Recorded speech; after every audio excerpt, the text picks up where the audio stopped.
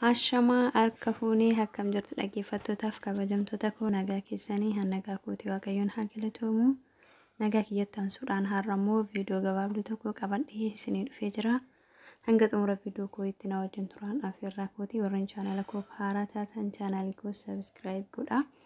Gara maatiitti nuuf dabalama warreen immoo maatii nuuf taatan galatoomaa galanii keessan guddaadhaan of jiraadhaan isiniin jedha. Egaa har'ammoo lalistuu maal qabattee dhuftee naan jechuun keessan hin oolu. Akkasuma viitaaminoota lama qabadhee isinii dhufeera.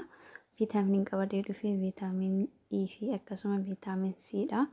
Viitaaminoonni kun immoo waa hedduuf nu gargaaru jechuudha. Rifeensa keenyaaf baay'ee tokko dhugaa isiniin jechuuf rifeensa keenya baay'ee tokko nu fayyada jechuudha. Rifeensa keenya guddisuudhaaf gahee guddaa qaba jechuudha viitaaminni kuni. Isas immoo akkamitti argachuu dandeenya yookaan immoo mana keenya keessatti argachuu dandeenya laata jettanii yaadina ni argattu.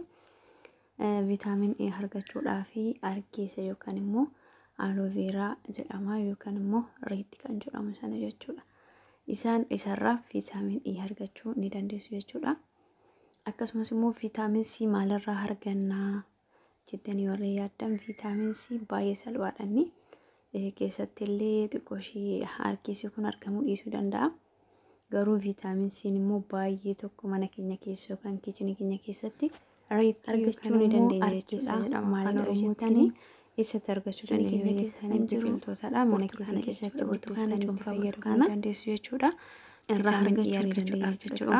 Akkasumas immoo viitaamin C eessaa arganna cuunfaa viitaamin C argachuudhaaf immoo viitaamin C cuunfaa burtukaanaa fayyadamuu ni dandeessu jechuudha. Egaa isas immoo akkamittiin argachuu dandeenya warreen immoo kiichinii keenya yookaan immoo argachuu dandeessu kushiinaa keessatti warreen arganne ogeessa fayyaa rifeensa keessanii warreen qorachiistanii ogeessa fayyaatiin viitaaminoota garaagaraa isaan kennuu ni danda'ama jechuudha. Akkasumas immoo namoonni hin arganne baay'ee tokko rifeensa keenya wantoota mana keenya keessaa fayyadamuu dandeessu jechuudha. Akkasuma argeessaa fi guddisuudhaaf kanarraa argachuu dandeessu. Kanas immoo viitaaminoota akkasumas viitaaminii C ta'e qaba jechuudha. Bifni isaa garaagara keessatti dhangala'aan keessa jiru tokko ni dandeessu jechuudha. Maayini faayidaan isaa baay'ee tokko faayidaan isaa waan hedduudha. Viitaamin C baay'ee tokko rifeensa keenya ijoollee maataatii qabdan rifeensa keenya qofa osoo hin taane bira darbee keessattuu kan isin fuula ijoollee maataatii qabdan irraa barsiisuudhaaf gahee guddaa namoonni jechuudha.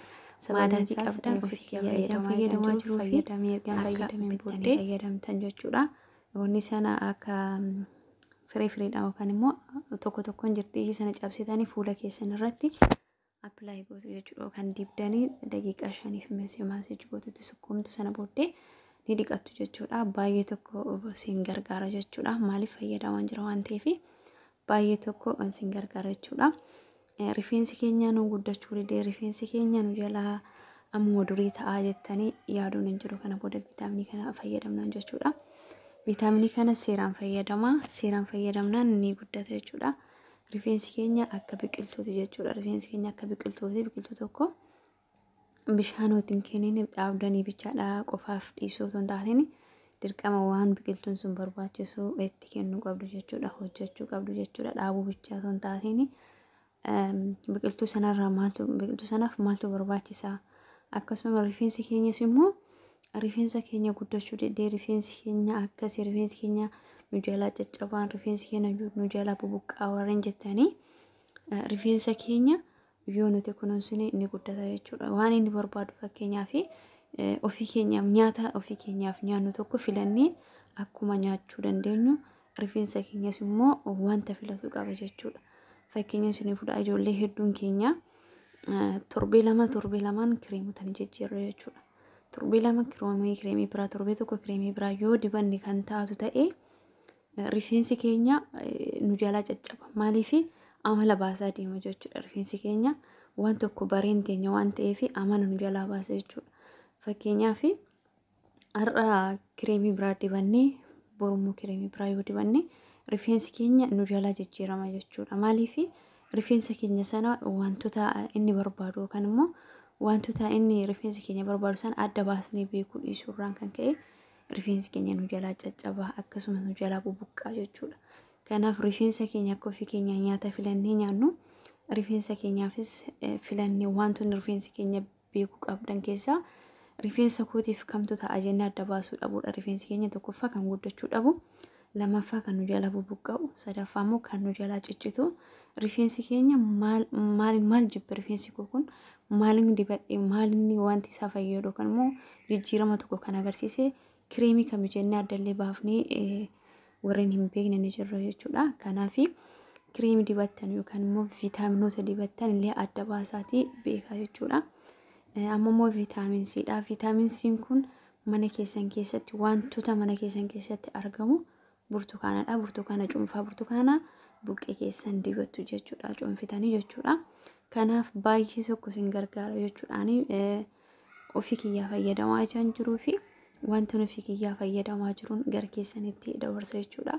Kanaaf namoonni mata rifeensi koo haa guddatu jettanii rifeensi keessaa waan inni barbaadu akkuma nuti nyaata filannu rifeensi keenyas wantoota barbaachisoo ta'an gochuuf qabna jechuudha. Akkasumallee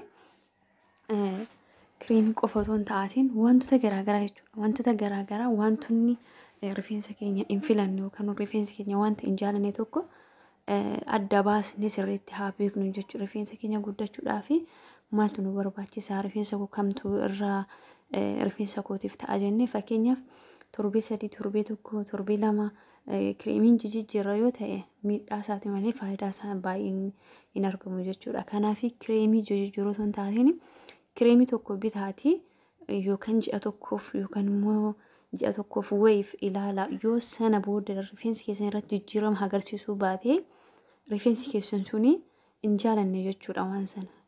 Dura yoo kan ciccitu hin taane erga kireemii sana eegaltanii ni ciccita yoo ta'e rifeensi keessan kireemii sana hin barbaadu jechuudha. Kan biraas immoo rifeensa keessanii kan si jala buqqa'u yoo ta'e jalqaba dura maalan dibadhee ergasiin booddee immoo ji'a tokko ji'a 2 turtii ji'a tu'aatiin ilaaltanii jijjiirtanii dibachuun ni danda'ama jechuudha. Akkasumas irra caalanii harka kan dhufee fi viitaaminoota kana jechuudha. Viitaaminoonni kun baay'ee tokko barbaachisaadha. Viitaaminiin kun suuqiidhaan hin argamu. Kan beekuu qabdan suuqiidhaan argamu, faarmaasiidhaan ni argama, akkasuma mana yaalaatiin ni argama jechuudha. Rifeensa keessan qorachiiftanii bitattanii itti fayyadamtanii rifeensi keessan akka guddatu gochuu ni dandeessu jechuudha. Kanaaf rifeensi keessan akka guddatuuf kunuunsuun viitaaminoota garaagaraa akkasumas wantoota rifeensa keenyaaf mana keessatti argamu itti fayyadamuu qabna isiniin jedha. Kana fakkaataa waa'een viitaamin jechuudha. Keessattuu irra deebi'ee amma kan isiniin jedhu keessattuu ijoolleen fuula keessan irra maadaatiin jiru akkasumas ijoolleen fuula keessan wanta gurraacha wayii jiru akkasumattis ta'ee finnis isinitti ba'ee bakka sana kan gurraacha yookaan immoo bakka fuula keessan maadaatii qabu viitaamin yoo dibattan baay'ee tokko isinirraa balleessa jechuudha. Kanaaf viitaaminoota kana bittanii akka itti fayyadamtan yookaan immoo mana keessan keessatti akka itti fayyadamtan jechuudha. Irra deebi'uun isinitti himaa viitaaminii kanatti argattan hargeessarraa jechuudha. Akkasumas immoo viitaamin C kan argachuu dandeessan burtukaanarraa cuunfaa burtukaanarraa argachuu dandeessu jechuudha. Dhaggeeffattoota koo barnoonni koo har'aa kana fakkaataa wanna dhaggeeffattaniif galatoomaa galanni keessan guddaadha. Nuuf jiraadhaan isiniin jedha. Warreen chaanaalii koo haaraa taatan chaanaalii kiyya subscribe gochuudhaan gara maatiitti nuuf dabalamaa. Warreen immoo maatii nuuf taatan galatoomaa baay'ee tokkoon sin jaaladha. Baay'ee tokkoon sin kabajaa. Naaf jiraadha. Bakka jirtan maratti nageenyi Rabbii isinirra haa jiraatu. Nagaadhaan naa tura. Amma irra deebi'uudhaan chaanaala koo subscribe godha. Please like godha. Like keessan nu jajjabeessa jechuudha. Akkasumas immoo komentii nuuf kennaa. Yaada keessan nuuf qooda. Wanta na dhaggeeffattaniif galatoomaa. Nagaan naa oolaa. Baay'een isin jaaladha. Baay'een isin kabajaa. Nagaa ta'a. Waaqni isin faana ta'u. Oolmaa gaarii. Bye bye.